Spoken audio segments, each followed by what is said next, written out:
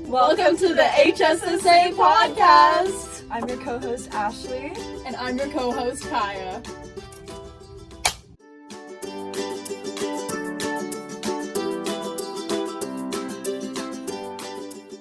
Hi everyone, welcome to another Apple Podcast episode. We hope everyone's midterms went well, and we're so excited to kick off today's episode on research. As the summer approaches, research has been a very hot topic for many listeners, but I think many are curious about where to start, how to get involved, and what it really entails. We hope to answer those questions and so many more with today's guest, Professor Eric Collins. Eric is an esteemed assistant professor for the School of Health Studies here at Western University with an extensive background in health promotion, rehabilitation, and youth health. We're so excited to hear your experience and advice for students. Thanks so much for being with us today. Thanks for having me. So, Eric, would you like to start off by telling us just a bit about yourself? Yeah, so I've been at Western since 2011. I came out here to do a master's degree in health and rehab sciences in the field of child and youth health at that time. And I was the last graduate of that field, and then they folded it up. But my research, my interests were substance use, addiction, mental health more broadly. Mm-hmm. And I was able to find a home in health and rehab in the program here within the field of child and youth health. And I kind of figured that I would stick around and do a PhD, and I did. I ended up doing that.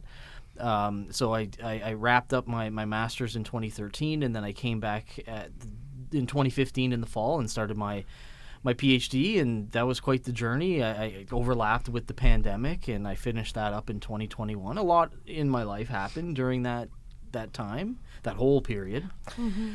And so, yeah, that's what brought me here, and I'm excited to share what I can about research, my experiences, especially getting started. And I think there's a lot of mystery around how to get started, how to get involved, and hopefully today I can answer some of those questions. Yeah, we're looking forward to it. For starters, what are you up to currently, and can you kind of define it in a way that a first year would understand? Yeah, so my official role here in the School of Health Studies, I'm an assistant professor in the School of Health Studies. My primary role is as an educator, as a teacher, right? Mm-hmm. So my load is quite heavy in terms of teaching. So every term I'm teaching 2 or 3 courses, undergrad, and then in the spring, summer, I'll be teaching a graduate course. But I've had research interests, stemming back from my 3rd or 4th year of my undergrad. And those research interests have always been centered around substance use, addiction, mental health more broadly.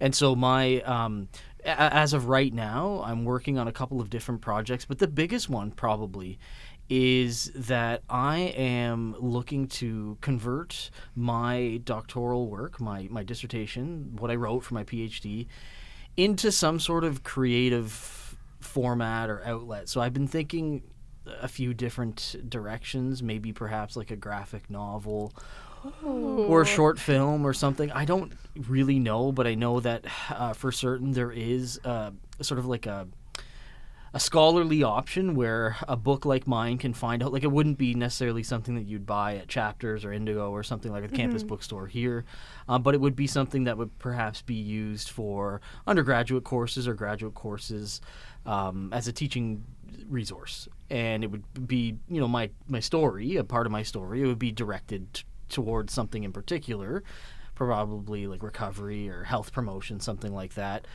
But that's what's on my plate right now. I also recently applied for a Teaching Innovation Award where I'm looking to incorporate AI into my media and mental health course. Mm-hmm. And the goal there is to full-on integration, bring it into the classroom with tablets and have students engage with different AI, Copilot, Gemini, Claude, different AI platforms, and essentially ask the students to perform like an algorithmic audit, as it's called. Essentially take a close look and fact check and see where it hallucinates, as they call it, and maybe goes wrong or simplifies. And I think it's important to adapt to the technology that we have, and AI is here. And I think as faculty, those who are teaching and conducting research, but especially those who are teaching, we're trying to figure out ways to incorporate AI, whether it be just our own guidelines and rules around what we want students to do or not to do in our courses, or as I'm proposing, like how to integrate it, completely into the curriculum, into the learning, and have learning outcomes and make it an immersive experience. And so hopefully, I win that award and then I can, get lift off. But I think I would likely, begin something like this anyway, even without the award and the funding. I think I would try to integrate AI because, especially with that project that I was talking about, the award, it's about mental health literacy, right? And so often people in general will look to the internet to source mental health related information, right? And young people especially, right? It's a safe space, right? 24/7 access. You can ask anonymously, including AI, right? And well, let's asterisk that, but the point is that the information that it gives you, it may be wrong, and it does give a disclaimer at the bottom there. You need to fact check, make sure I am AI, but there's a way to go about that, a method, if you will, and that's what I want. That's what I want to do. So those two things are on my plate right now. Yeah, well, that's amazing. I think creating a book would be super informative, and I think in general just a really cool experience.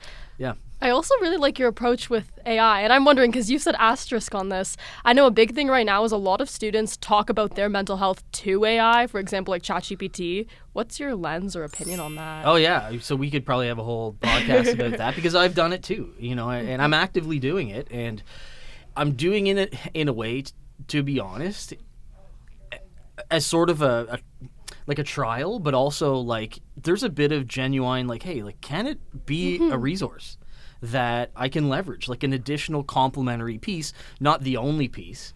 And that's where I would caution, but given that, frankly, there's a mental health crisis among young people in Canada in general. And it was already a crisis among students, in particular undergrad, graduate students, before the pandemic hit, and then the pandemic hit and it exacerbated everything. And so we're not by any means out of the woods, and the demand on the mental health care system is still, significantly burdened, the demand on the healthcare system in general. And so when I see, AI coming along and these types of tools being accessible to, anyone really who has internet access, and, maybe you download an app, a specific app. But generally, if you have an internet browser, you just Google it up, Google Gemini or Copilot or whatever, and you can ask just about anything, and it'll give you something. And what it gives you requires literacy to unpack, to understand, to sift through. And I think without that piece, the waters are a bit murky, because you may end up taking something too literally, or perhaps following advice, or even just feeling away, because it's almost, and this is my experience here, that it can be like a rabbit hole, right? It's almost relentless in terms of it never, like, if you work with a professional, an expert, a therapist, whatever their credentials are, you got a 45-minute, 60-minute window. There's a serve and return sort of dialogue, right? You ask the therapist questions, they ask you, back and forth. But then the session concludes, and of course the professional, the expert, is taking care of your well-being and guiding you, right? But with the AI, that's just not there, right? And like I said, it never stops. So you could go down a rabbit hole where you're asking questions 2, 3, 4 hours in, and you're still going, and you're doing analysis, and it's a lot. And like, I think in my experience with it, the way when I first started with it, and I'll make this quick, is that I kind of went at it like as it was a rabbit hole, or as it were a rabbit hole, and just was getting some information and some, I wouldn't say guidance, but just information that kind of made me feel not great, right? Like, I actually at the end of it thinking, like, I wish I didn't do that. But then I kind of figured out on my own how to prompt it, how to ask it specific tailored questions, and then I can sift through the responses. And it became a bit better of an experience that way. Definitely. And it sounds like media literacy and youth mental health have a lot of nuance to it and kind of overlap in a lot of different ways. And it can be pretty complex and emotionally sensitive. What keeps you motivated in these more emotionally heavy areas, do you think? To teach it? To teach, to learn about? Well, I think for me, it's just it's an ongoing process. This is something I've been investigating, like for myself, and also like in terms of other people, if you will, since I was probably 18 or 19 years old. I started to sort of dabble in this self-reflection. I loved reading about other people's stories, and typically what I would do when I'll just kind of cut to the chase here, when I got sober, or when I got clean, if you will, off of drugs other than alcohol, I figured out that I actually really enjoy learning, and I really enjoy reading, and in particular, I really enjoy reading people's life stories. And so I found myself, like, here I was, at 20 or 21 years old, replacing my Friday nights with going to Chapters or Indigo, buying, a new book, an autobiography or a biography, and I would, like, crush it in, like, 2 days, right? Like, just nonstop, going through, learning a lot, taking in a lot, and it sort of positioned me to think more deeply about my own life experiences and than that of my friends and my family, and so I think just that fire, that passion, that desire never went away. If anything, it got stronger as I got older and gained more life experience. And I think that everyone's got a story. It's there. It's difficult to get it out, and to, like I certainly there was a time in my life where I would never have considered writing or sharing my own personal, sensitive, lived experiences. No way, right?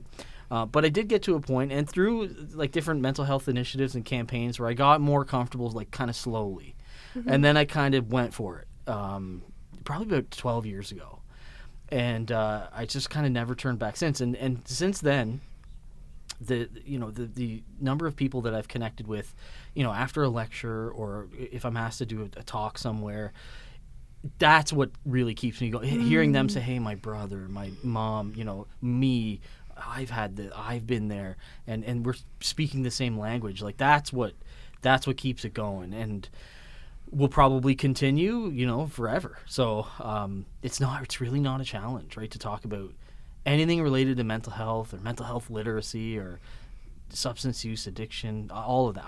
I love it. It's heartbreaking, but at the same time, it's like, at the end of the day, I want to help people because people helped me, and it's my turn, right? And so the circle of life, I guess. It's such an inspiring story. And I also think this is just such an impactful area to be studying in, for sure.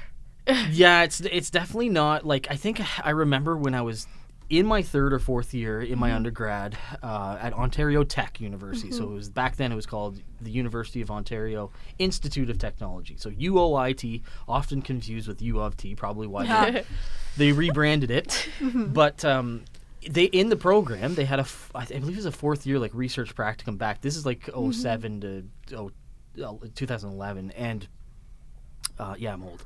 And so in the third or the fourth year, they had this research practicum, and a part of it was like you would jump on, a senior faculty member's research project, and you would contribute, one way or another. But the idea was to get you some exposure to research. And I was fortunate enough to get an opportunity, and I got placed in like a clinical setting where I went through like an ethics board meeting with the supervisor, and I was like, I totally felt like a fish out of water, but I was there. And it was my first like foray into the world of research. And it was like, honestly, I forget. It was about discharge. I think it was about like cardiovascular patients and discharge planning. So it was like a sensitive area, but not quite where I went with it. And the reason why I went there is because at the time I was coming out here to teach, or to do my master's in 2011, I had lost some friends to what would have been, I guess, the second wave of the opioid crisis. And others that I knew and people I grew up with were just like going. And, I thought, okay, well, maybe I can turn my research, I can go there with it and try to find out answers or contribute somehow. And so I ended up doing a qualitative study on prescription drug misuse. I think I was calling it abuse at the time, but misuse of prescription drugs among youth. And that's what I did my master's on. And I learned quickly that it's not it's not a sexy topic, you know. It's because there's, when you unpack stories, there's a lot in there and a lot of hard stuff, and I think that it takes a certain, like, you got to dive in with both feet. You can't tiptoe around because it won't work. And so because I had the lived experience, I felt like for me it wasn't too far, like it wasn't a stretch or a reach for me to, I just felt like I was talking to my people, you know, and we're sharing stories. And so it even now, like, it's still, even when I revisit my own stuff, yeah, it's challenging. And writing my dissertation, like, I spent, I think it was this summer, most of 2020, outside mostly writing it, but my experiences, and a lot of hard stuff in there, right? Childhood stuff and trauma and friendships that, you know, things that just didn't work out. And you know, the tears and laughter and all of that stuff, because I did deep dive on it, but I know that it's all for a good cause and for a positive purpose, and so, like, I'm willing to go there with it. And I know now that, like, I have my limitations in terms of, like, how deep I can go and for how long, and how to navigate those conversations with other folks, because people are at different stages of their journey, right, with substance use and addiction, mental health. What may be comfortable for me may not be for them at all, right? And so it's to navigate that is very you have to be careful with it. And you know, it took me time and some to make some mistakes to learn, but eventually I feel like I've gotten better with it. So it's sensitive and it's hard, but I still enjoy doing it.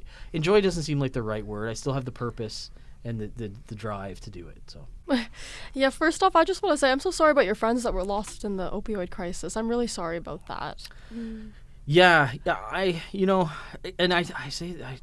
say this a lot, and it's the truth, honestly. Like, my friends, some of my friends who had passed, there's one in particular, I think about him every day, and it's been a long time. It's been like, I think it's been 12, 13 years now, maybe more. And, you know, this is like when you, and I'm sure everyone can relate to this, you have a childhood best friend, right? And, like, even if you separate in life down the road, you'll always come back, right, in one way or another, especially these days with social media and that. And I just, he's like a brother to me, and many of them were, like, it was like a brotherhood. And so to lose someone like that, so young too, like 25 or under 30, it's just tragic. And but, you know, there's so many lives were lost and affected, and the fact that, you know, the provincial government here in Ontario recently announced they're closing down safe consumption sites. And it's closing down, I believe, in the summertime, and yet at the same time they made announcements about expanding, like, where you can consume alcohol, right? There'll be specific settings where you can consume alcohol, and we won't get too far into the weeds with that, but I'll say this is that, you know, it's to say that one, okay, like, we'll relax, you know, the laws and the regulations around this substance, but not offer support around the ones that are, you know, claiming lives. And it's not to say that alcohol isn't, because alcohol by far, you know, the most devastating, alcohol and tobacco, but opioids, you know, again, we're still in that crisis, the opioid overdose crisis. And you know, I just think taking, you know, healthcare away, frankly, is a step backwards. It's like, I just don't understand how we could do that at this stage of the game, given the evidence that says, hey, we need these facilities, right, to reduce transmission of communicable diseases, overdose, right, to get people into recovery, whatever that means to them. But we're going a different direction with that. Wow, you know, a saying that likes to help me with losses: before there was grief, there was love. And I find that that's really helped me when I've lost my loved ones. And I'm, again, super sorry about what you've had to go through. Yeah, and I completely agree with your stance on healthcare as well. I don't think that's something that should be taken away. And I think the research and evidence has shown it's really important, actually. And again, this is such an emotionally heavy topic, but maybe to provide some hope, is there any surprising findings from your research that maybe change the way you think? Yeah, there's a lot. I think just for my own journey, my own experience, like doing the doctoral research, like writing about my own. So what I did, I'll you know, kind of try to explain it as in the best way I can. essentially I wrote about my own life experiences. I blended my story, or a segment of my story, with broader sort of social, political, environmental factors that shaped, how I developed and what I ended up doing and all of those things. And so it was more than just like a reflection of my life experiences. It was like, hey, let me map this onto, the scientific literature, see how my story and my experiences stack up to some of the prominent theories in the field of addiction, substance use, and then of course, looking at drug policy, healthcare, and what's helping and hindering people in their journey with substance use and addiction. And I think, to answer your question, the most surprising thing to me is digging to the root cause of, and we can go beyond substance use, like any mental health disorder, if you want to call it that, within a clinical lens, or any challenge or adversity that people face, and the behaviors, perhaps the unhealthy behaviors that they have later on in life. I'm 41 now, and I can confidently say, based on my own life experience as well as studying this stuff for quite some time, a lot of it goes back to the childhood, what was happening in those early days.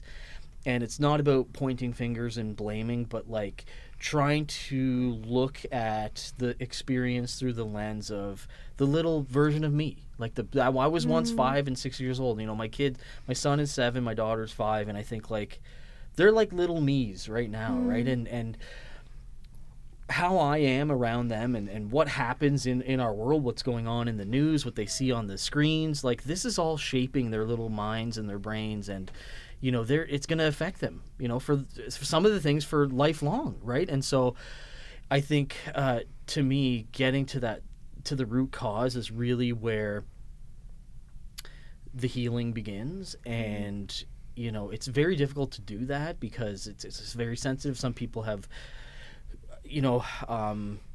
gone well out of their way to not travel down that path because of how sensitive and difficult it is. But I think when the timing is right, and when you have the support system in place, and not just experts like clinicians and healthcare or even spiritual leaders, let's say, but friends, family, pets, those support systems in place to buffer between sessions with your doctor or your therapist or your community spiritual group or whatever. You need to really wrap yourself in that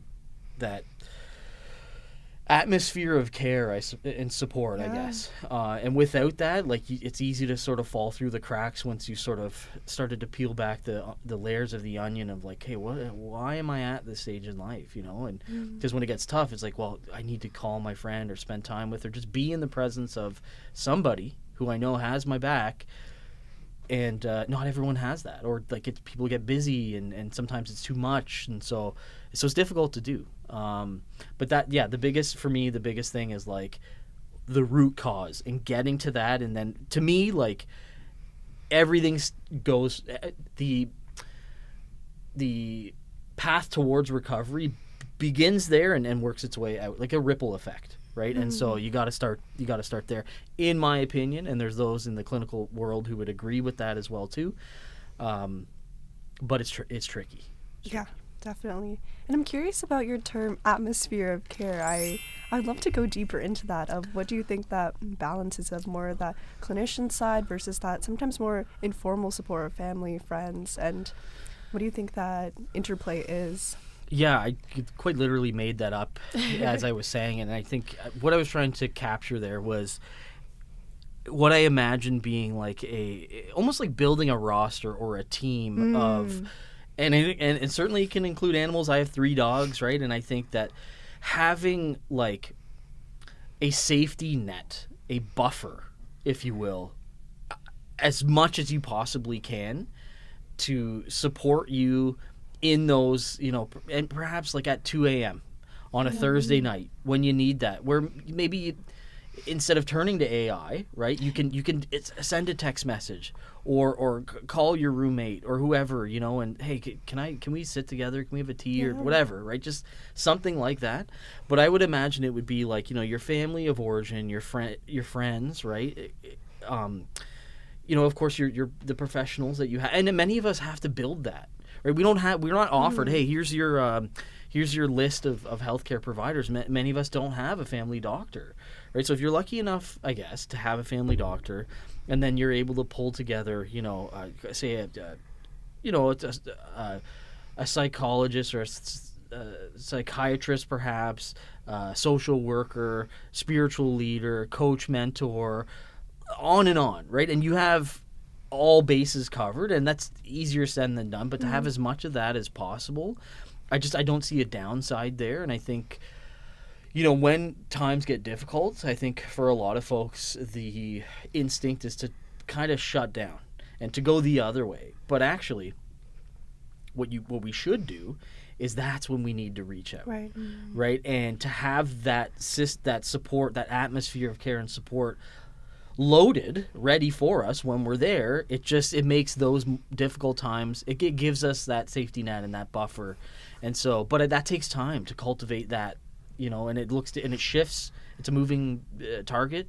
And I think that it probably starts, like I said, with the family of origin. If you've got people there who are, open to that and available, then great. If not, then it's your friends. And if not that, then, your professional, your experts in the clinical world, if and also spiritual leaders, coaches, mentors, all of that stuff. But like I said, you have to advocate for yourself. You have to cultivate that. If you stop reaching out to your friends, right, and you're sort of shutting down or isolating, then maybe at the 2 a.m. text doesn't get received, right, because you're sort of out of sync. And it doesn't mean they don't care. It's just that they're not expecting it, or they don't know what to do, right? So. Yeah, no, I fully agree. I think that having a support network is probably one of the most important things that you could do for yourself. And I also agree that in times of struggle, I think it's really important that people reach out. So very, very well said, and very interesting to hear, actually. I think a lot of students, just from listening to you today, would perceive you to be a role model. And I know a lot of the students listening are specifically wanting to get into research. So I was curious, for those that do want to get into research, where do you think they should start? Yeah, I honestly... And I get this question a lot from my students, and there are like formal pathways towards getting involved, but I think first and foremost is to read. Read the literature, read beyond what you're assigned to read. And I know a lot of students do that, right? They may, get turned on to a subject or a particular area of research in some of their classes that they say, oh, yeah, I'd like to learn more. And maybe there's recommendations, books and peer-reviewed journal articles, things like that. But I think, just staying engaged with whatever it is that grabs you and sort of becoming an expert in that as much as you can is where you need to start. Because then when you reach out to, your instructor or a potential research supervisor about a potential collaboration, you're confident and you've got a knowledge base of like what it is that you're looking to research and perhaps even how to do it. Right? And I'm not necessarily saying you've mastered the methods, but you understand like how other scholars and researchers have gone about investigating the subject matter you want to take, conduct research in. And so reading is a good place to start. Next, begin those conversations, right? Begin those conversations with your peers, right? What are you interested in learning more about? Do you want to get involved in research? What are you thinking about doing, right? And then peruse the World Wide Web and look at the faculty profile pages and see what their specialties and their areas of research, recent publications, different works, different initiatives that they're involved in. And, you'll probably figure out quite quickly like who you align with or potentially who could be a good match. And then you begin having conversations with them. And I think it's important to develop rapport. And what I mean by that is like, don't just approach them after class you've never met and say, hey, I want to get involved in your lab. And that may work sometimes. Hey, yeah, I'm actually looking for somebody. I think, yeah, let's have a quick chat. And it may go that way. But I think developing like a student to instructor or student to mentor relationship, if you will, is where you start, and then once you figure out kind of where you would potentially fit, you maybe throw out your idea of what you'd like to do, and maybe they can't do it with you, but they can direct you towards somebody. But I think oftentimes, and this is not I'm not criticizing anybody here, because I certainly did it myself, but we want to jump straight to hey, where are the opportunities? Can I fit in there? I'll do anything. I just want to get the experience. And I get it. We're hungry. We want to have those experiences, and there's this competitive to get those spots. But that's you're going to the sort of jumping to third base, when you need to hit the ball first. And I think having those conversations is essential. And I remember when I was in my undergrad, I used to go meet all my professors after the end of or the beginning of the first class or at the end of the first class. Hi, I'm Eric. Nice to meet you. I'm looking forward to taking your class. And not to kiss their butt, but just to introduce myself and say, hey, this is who I am. If I knew something about their research or what they're doing, talk about that a little bit. And maybe leave it. Maybe there's nothing more there, but I just wanted them to know who I was and get to know them. And I noticed that little minor effort, that exchange went a long way. Even just, and also sitting front 2 rows, and actually engaging with the material. I remember I was one of the very few, I think, throughout my journey. I'm sure I annoyed quite a few of my classmates who would ask questions. And I'm a first gen, only second generation Canadian on my mom's side, right? For me to, and I kind of gave you a little bit about my life story, but for me to even be in university is I was playing with house money, really, and I felt I'm so lucky to be here and fortunate, and I shouldn't be here. Maybe I should. I don't know. It's hard to say, but I genuinely at the time I felt I probably shouldn't be here, and the fact that I'm here, I'm going to take full advantage of all of these opportunities. And I think that having the I don't want to call it courage, but having the want to speak up and to ask silly questions and rookie questions, I didn't care what other people thought. Quite honestly, I didn't, because I was there to learn, and if I had to learn by making a fool of myself, then I did. But I think my instructors and professors appreciated that effort and that initiative, and that's really, I continue to be that way even now, and I'm always curious. Stay curious. That's awesome. Yeah. I feel like that's something a lot of our listeners really needed to hear, just that piece of advice of not learning passively, but really involving yourself in the material, in class. I'll talk a little bit about this quickly here. There's this concept I lectured about the other day in my social media and health course. It's not new. It's a concept called technoference. Have you heard about this before?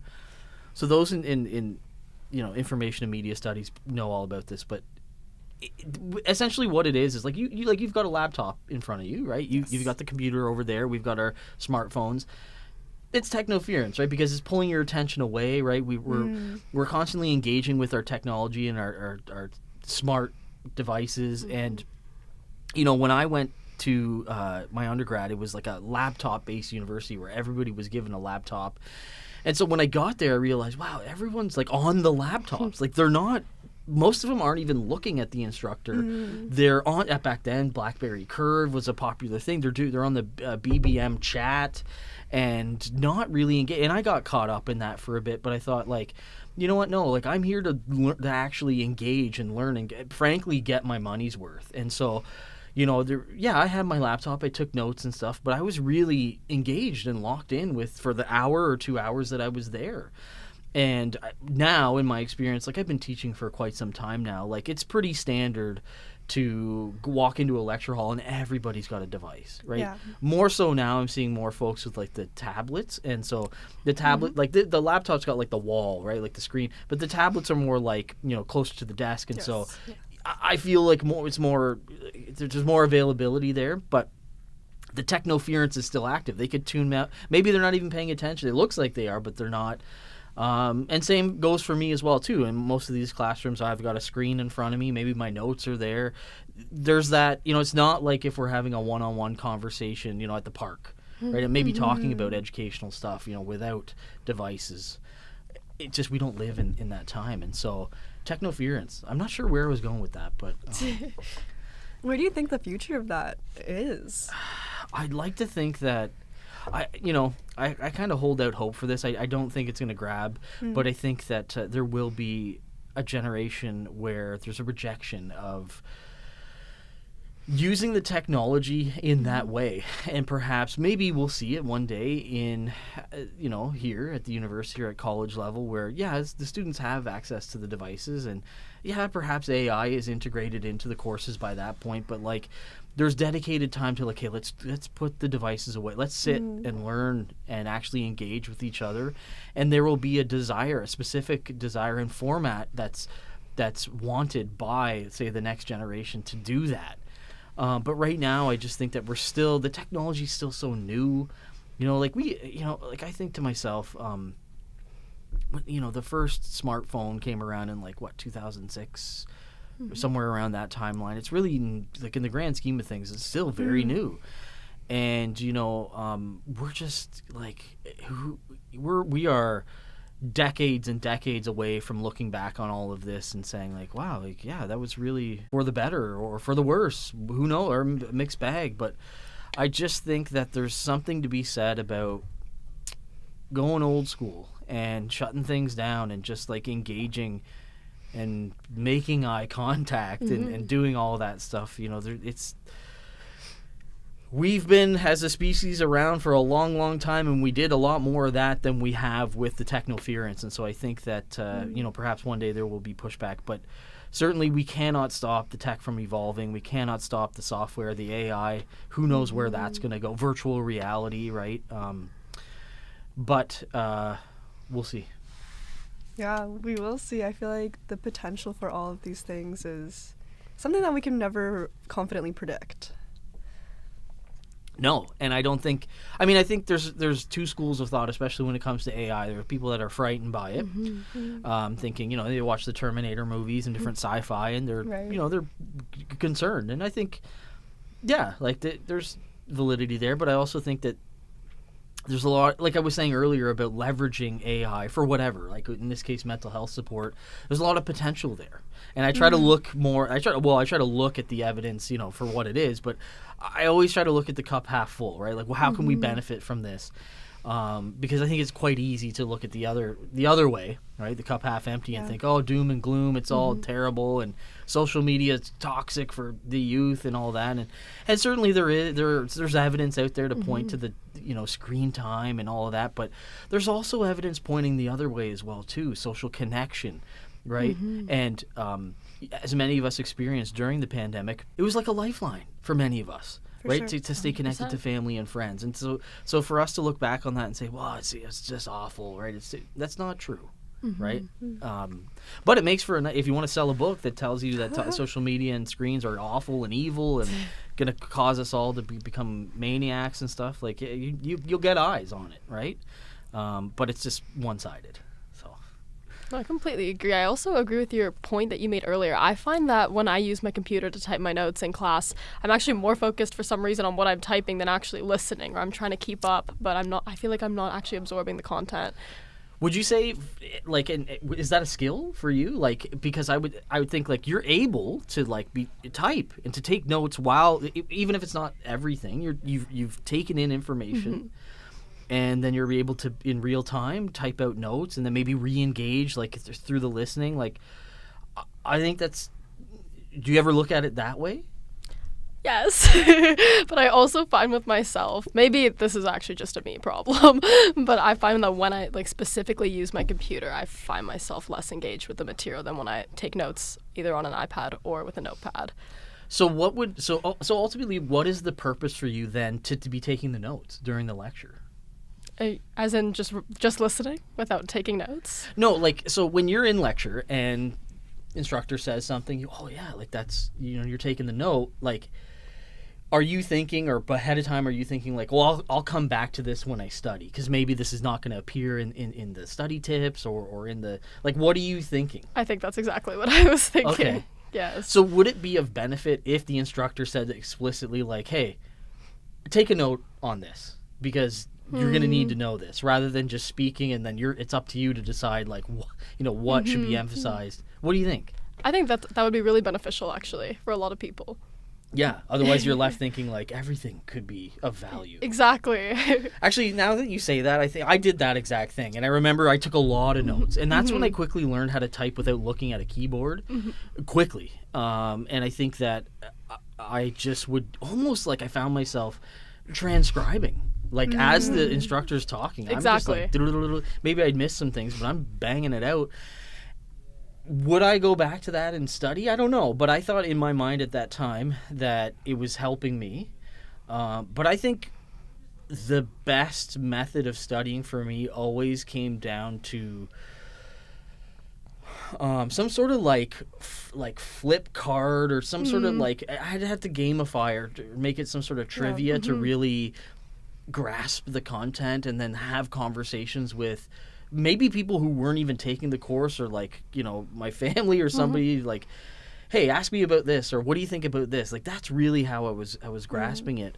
But also like through videos and YouTube when I, at the time I was doing my undergrad was really sort of launching and there wasn't a lot of educational content on there the way that there is now, but I would have loved to have that. But back then a lot of these textbooks, like $300-400 would come with like a CD like a disc that you would put in your laptop. Most of them had like the disc drive, and it'd have like games or like some sort of interactive. Like I remember for like anatomy and physiology, you're putting the bones together or identifying. I really like that style of learning. But I think largely these days, probably most of the lectures are traditional. Like there's the instructor talking from the lectern and you're doing what you're doing, taking notes and like I did, right? And then it's over and you go your separate ways. But there's so much more to that. There should be so much more to that experience and perhaps like let's close the laptop, let's circle our chairs together and actually talk about the material. Hard to do if it's 400, but if it's a class of 30, maybe you break up into little groups and come around, and I find that to be a much more enjoyable, lighthearted experience and people are actually engaged, So I do agree with that actually. I feel like I'm more engaged in my like smaller tutorials where you're able to sort of, I guess, engage like in those specific activities. So yeah. I agree with that. Thank you. And sort of steering this conversation back to research. Yeah. I'm curious, what qualities do you look for in a student researcher? First and foremost, curiosity, right? Like I want to, and just through conversation, I think understanding like why do you want to do this, right? And if and let's be honest, and myself included as well too, like especially at the beginning, it's like I need this experience, right? I'm not entirely sure why yet, and maybe I'll get there, but for now I really want to get some experience.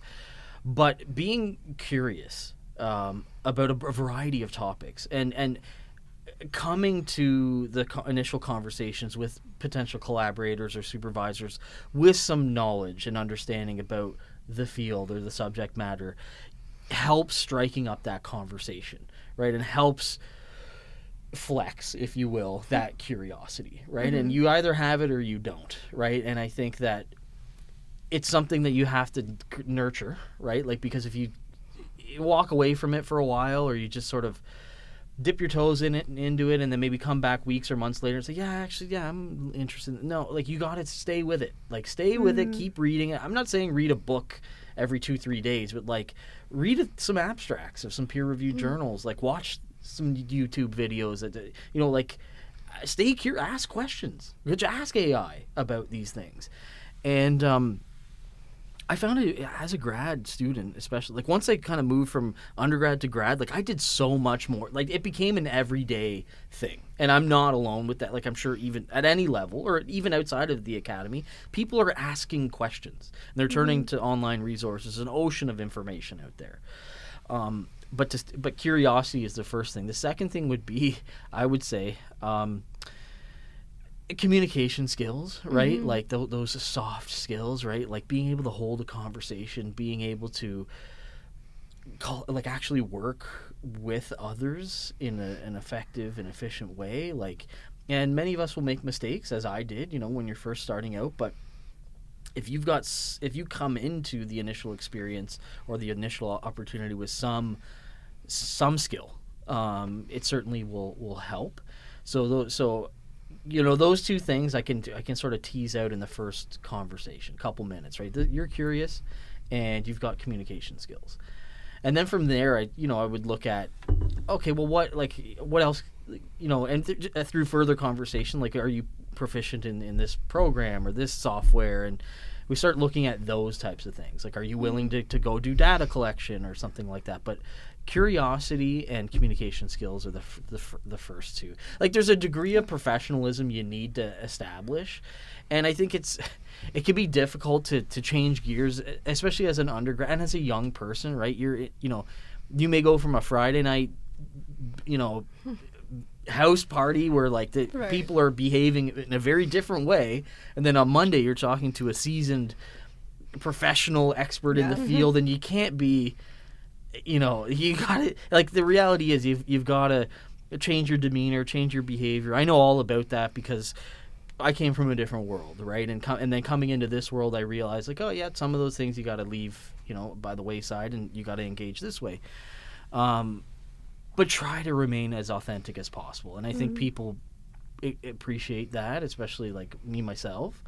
But there's a certain degree of, like, professionalism and decorum that I'm looking for, and you get it as time goes on and you age and experience. But I think especially those who are willing to supervise and get started with early researchers, especially at this stage of life, we expect that. We're not looking for you to be seasoned and all buttoned up and all that.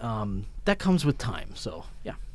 Well, yeah, that was really valuable hearing from, like, a student perspective of just what you're kind of looking for in that comprehensive analysis of, like, curiosity, but also that, like, code switching. Yeah, I think it was, like, something that our listeners are really looking for, specifically about research. But, like, steering back a little bit, we've talked a lot about, like, technology, mental health, substance use, and there's so many pieces of advice that we could have gleaned from this conversation.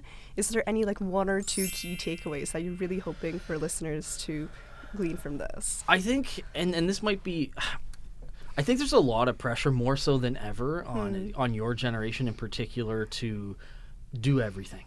And by that I mean, like, get the research experience, shadow at the hospital, join this club, be the president, do this, do that. And I think that's all well and good, but we have to be mindful, myself included, of what our capacity is, right? And as a person.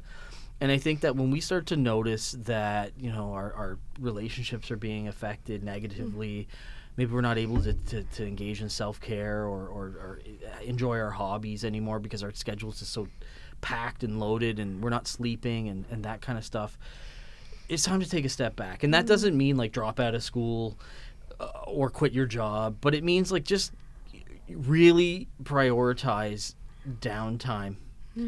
Prioritize connecting with friends and family that doesn't require you to read papers or to do analysis or study. Like, have fun, throw a frisbee, kick back. And the more I think you do that, or if you have a healthy balance of that, whatever that looks like for you, the better you will be when it comes time to lock in and to collaborate and to study and do all that stuff.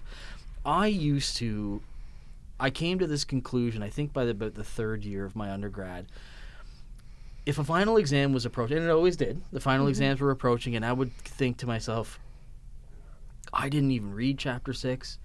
I'm probably not going to, just because I'd map out, like, my timeline. But you know what? I'm going to reread Chapter 5 because I've read it twice, and I'm going to bank that hopefully those questions are going to come from there. But basically what I would do is I would surrender to this idea of I can do it all, or that I'll read everything and get it all done.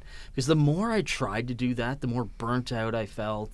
We didn't use this term back then, but crashing out, like, and I realized I don't want to do that. I'll take the L on this exam if I have to, and then ace the next one. And oftentimes I did, if that happened. But just figuring out how to do university, that's such a simple way to say it, but, like, for me, that was half the battle. And once I figured that out, my grades improved, and I started to find more balance in my life. And when it came time to have conversations with a potential supervisor or someone to collaborate with in terms of research, I was much more present and had the gusto to do it because I wasn't trying to do everything. And I see people doing it, the double-edged sword here, the trade-off is if you do all of those things, you can achieve a lot. You can be very successful. You can get the grants. You can get the awards. You can get the recognition, get the job, all of this. But at what cost? And I think oftentimes, and this is a broader cultural, social issue, but I think oftentimes when people reach that stage, right, the highest level of they've like self-actualized and they look back and go, but I don't have this and I don't have, and none of these things are things that you can buy and pay for or that you can earn with a degree or things like that. And I think it's important to, I guess what I'm saying is really lay out what is important to you, what you value, before you go too far down the rabbit hole of whatever journey you're going to go on. And most of us are already in it. Like if you're here as an undergrad student, you're in it. But maybe step back for a night and say, okay, actually, what do I prioritize? What do I value? Chances are the top of the list is going to be the relationships, right? And what's the first thing to go when we have final exams and papers and all? Is that. Yeah. And then you connect with your peers when it comes time to get to the exam and the papers, and what are the conversations like? I stayed up. You're debriefing about the stress and what the pressure is like, and it's like, hey, that's your it just seems backwards to me to do it that way. Easier said than done, but that would be my takeaway. Oh, yeah, I think having a balance is really important. I actually find myself struggling with that a lot, and I can say the same, I think, for a lot of first-year students, especially during that midterm and final season. It's hard, but it's super important, and I completely agree. And overall, thank you so much for this insightful conversation. Thank you. Glad to be here.